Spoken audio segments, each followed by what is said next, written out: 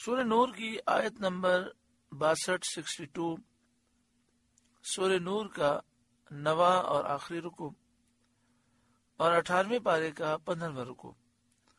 اللہ رب العالمین نے ارشاد فرمایا، انما المؤمنون الذین آمنوا باللہ ورسولہ، ایمان والے تو وہی ہیں جو اللہ اور اس کے رسول پر یقین لائے۔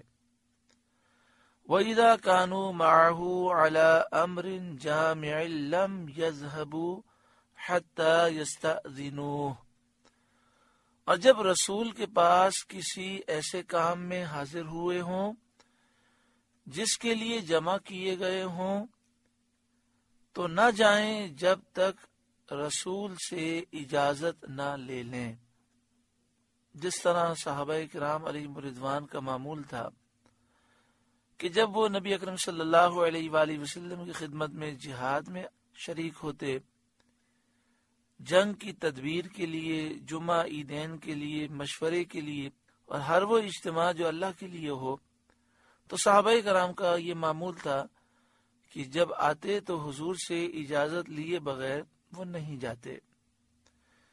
انما المؤمنون الذین آمنوا باللہ ورسولہ، ایمان والے تو وہی ہیں جو اللہ اور اس کے رسول پر یقین لائے۔ وَإِذَا كَانُوا مَعَهُ عَلَىٰ أَمْرٍ جَامِعٍ لَمْ يَذْهَبُوا، اور جب رسول کے پاس کسی ایسے کام میں حاضر ہوئے ہوں جس کے لیے جمع کیے گئے ہوں تو نہ جائیں حَتَّى يَسْتَأْذِنُوهُ، جب تک ان سے اجازت نہ لے لیں۔ ان الذین یستأذنونک اولئک الذین یؤمنون باللہ ورسولہ، وہ جو آپ سے اجازت مانگتے ہیں وہی ہیں جو اللہ اور اس کے رسول پر ایمان لاتے ہیں۔ ان کا اجازت چاہنا نشان فرمانبرداری اور دلیل صحت ایمان ہے، یعنی یہ جو اجازت طلب کر کے جاتے ہیں، اجازت مانگنا، یہ اس بات کی دلیل ہے کہ یہ فرمانبردار ہیں، فرمانبرداری کا یہ نشان ہے اور ان کے ایمان کے صحیح ہونے کی دلیل ہے۔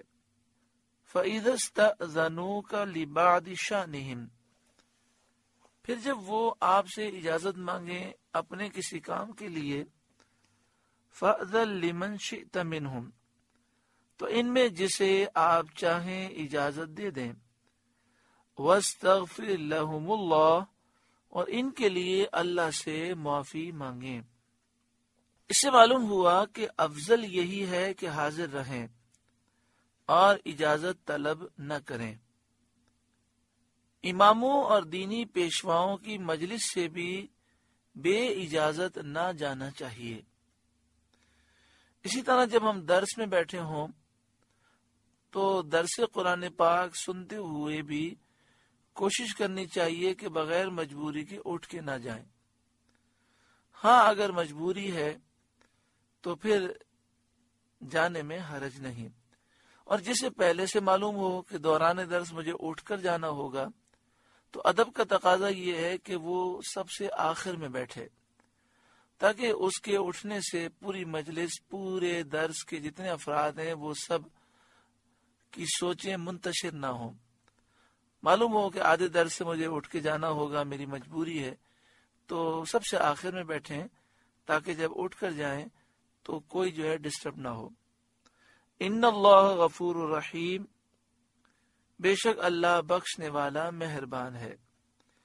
لا تجعلوا دعاء الرسول بینکم کدعاء بعضکم بعضا، رسول کے پکارنے کو آپس میں ایسا نہ ٹھہرا لو جیسا تم میں ایک دوسرے کو پکارتا ہے۔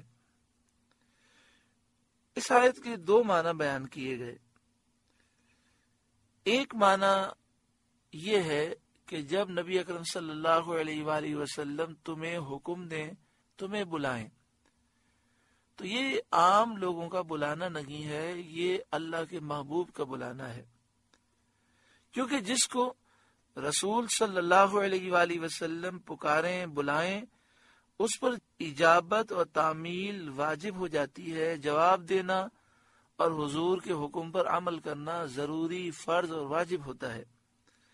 اور ادب سے حاضر ہونا لازم ہوتا ہے، اور قریب حاضر ہونے کے لیے اجازت طلب کرے۔ جب حضور بلائیں تو قریب آئے، اور مزید قریب جانے کے لیے اجازت طلب کرے، اور اجازت ہی سے واپس ہو۔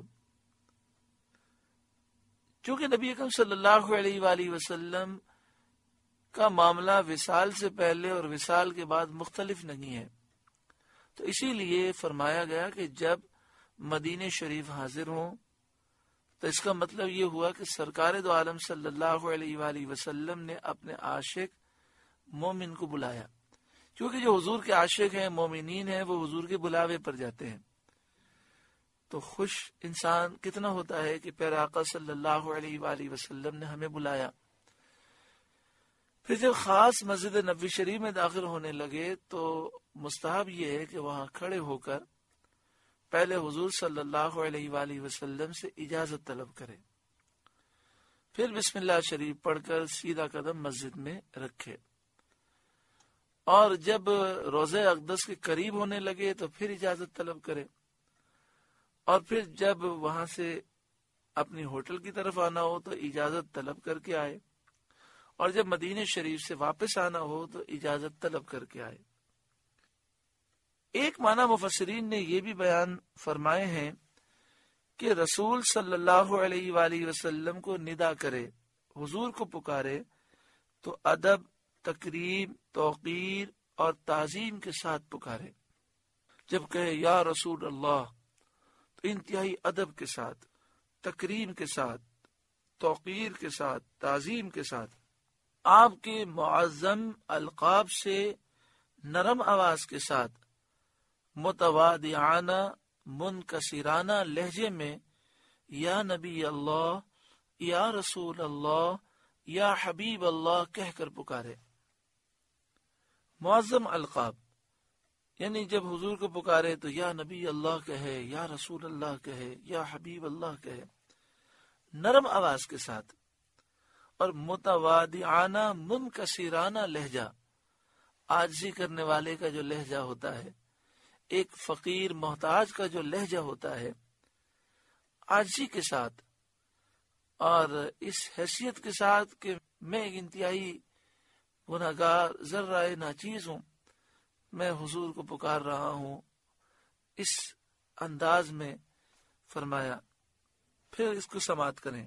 ایک معنی مفسرین نے یہ بھی بیان فرمائے ہیں کہ رسول صلی اللہ علیہ وآلہ وسلم کو ندا کرے، پکارے تو ادب و تکریم اور توقیر و تعظیم کے ساتھ، آپ کے معظم القاب سے نرم آواز کے ساتھ، متواضعانہ منکسرانہ لہجے میں یا نبی اللہ، یا رسول اللہ، یا حبیب اللہ کہہ کر پکارے۔ لا تجعلوا دعاء الرسول بینکم کدعاء بعضکم بعضا، رسول کے پکارنے کو آپس میں ایسا نہ ٹھہرا لو جیسا تم میں ایک دوسرے کو پکارتا ہے۔ قد یعلم اللہ الذین یتسللون منکم لواذا، بے شک اللہ جانتا ہے جو تم میں چپ کے نکل جاتے ہیں کسی چیز کی آڑ لے کر۔ اس آیت کریمہ کا شان نزول یہ ہے، منافقین پر جمعے کے دن مسجد میں ٹھہر کر نبی اکرم صلی اللہ علیہ وآلہ وسلم کے خطبے کا سننا گراں ہوتا تھا۔ انہیں نبی اکرم صلی اللہ علیہ وآلہ وسلم کا خطبہ سننا بھاری محسوس ہوتا تھا، تو وہ چپکے چپکے آہستہ آہستہ صحابہ کی آڑ لے کر وہ سرکتے سرکتے مسجد سے نکل جاتے۔ اس پر یہ آیت نازل ہوئی، قد یعلم اللہ الذین یتسللون منکم لواذا، بے شک اللہ جانتا ہے جو تم میں چپکے نکل جاتے ہیں کسی چیز کی آڑ لے کر۔ فَلْيَحْذَرِ الَّذِينَ يُخَالِفُونَ عَنْ أَمْرِهِ، تو ڈریں وہ جو رسول کے حکم کے خلاف کرتے ہیں، ان تصیبہم فتنہ، کہ انہیں کوئی فتنہ پہنچے۔ جو نبی اکرم صلی اللہ علیہ وآلہ وسلم کے حکم کی مخالفت کرتے ہیں انہیں ڈرنا چاہیے کہ کہیں ان پر کوئی فتنہ نہ آ جائے۔ فتنے کی تفسیر میں فرمایا فتنے سے مراد دنیا میں تکلیف، قتل، زلزلے، ہولناک حوادث، حادثات، ظالم بادشاہ کا مسلط ہونا، یہ مراد ہے۔ اسی طرح دل کا سخت ہو جانا، دل کا سخت ہو کر معرفت الہی سے محروم رہنا، یہ بھی مراد ہے۔ او یصیبہم عذاب علیم، یا ان پر دردناک عذاب پڑے آخرت میں۔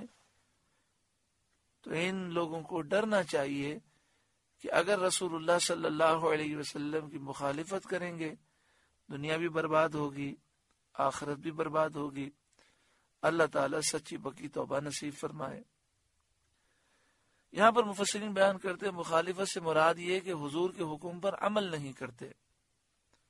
حضور کے حکم پر عمل کرنا واجب ہے، تو فرمایا انہیں ڈرنا چاہیے کہ کہیں ہو سکتا ہے ان کی آخرت برباد ہو جائے، آخرت میں عذاب ان پر مسلط ہو، اور ہو سکتا ہے دنیا میں انہیں تکلیف پہنچے، قتل و غارت گری ہو، زلزلے آئے، ہولناک حادثے پیش آئے، ظالم بادشاہ مسلط ہو جائے، یا نبی اکرم صلی اللہ علیہ وآلہ وسلم کے حکم کی مخالفت کی وجہ سے دل سخت ہو جائے اور اللہ تعالیٰ کی معرفت سے محروم ہو جائے۔ تو آج چونکہ ہم مسلمان ہونے کے باوجود بات بات میں نبی اکرم صلی اللہ علیہ وآلہ وسلم کی نافرمانی کر رکھے ہیں، گناہ کر رکھے ہیں، اسی لیے چاروں طرف مصیبتیں ہی مصیبتیں ہیں۔ آگے شاید فرمایا الا ان للہ ما فی السماوات والارض، سن لو بے شک اللہ ہی کا ہے جو کچھ آسمانوں اور زمین میں ہے، قد یعلم ما انتم علیہ، بے شک وہ جانتا ہے جس حال پر تم ہو، ایمان پر ہو نفاق پر ہو، اللہ جانتا ہے۔ وَيَوْمَ يُرْجَعُونَ إِلَيْهِ فَيُنَبِّئُهُمْ بِمَا عَمِلُوا، اور اس دن کو جس میں اس کی طرف پھیرے جائیں گے تو وہ انہیں بتا دے گا جو کچھ انہوں نے کیا۔ یعنی قیامت کے دن لوگ جزا کے لیے جب اللہ کے حضور حاضر ہوں گے تو اللہ تعالیٰ ان کے اعمال انہیں بتا دے گا۔ واللہ بکل شیء علیم، اور اللہ سب کچھ جانتا ہے، اس سے کچھ چھپا نہیں، پوشیدہ نہیں۔ سورہ نور کا درس مکمل ہوا۔ اللہ تعالیٰ اس سورہ نور کے صدقے میں ہمارے ظاہر باطن کو، ہمارے دل و دماغ کو، ہماری سوچ و فکر کو، ہمارے والدین کو، ہمارے بال بچوں کو، ہماری نسلوں کو اور تمام مسلمانوں کو، ہماری قبر و آخرت کو نور سے روشن اور منور فرمائے۔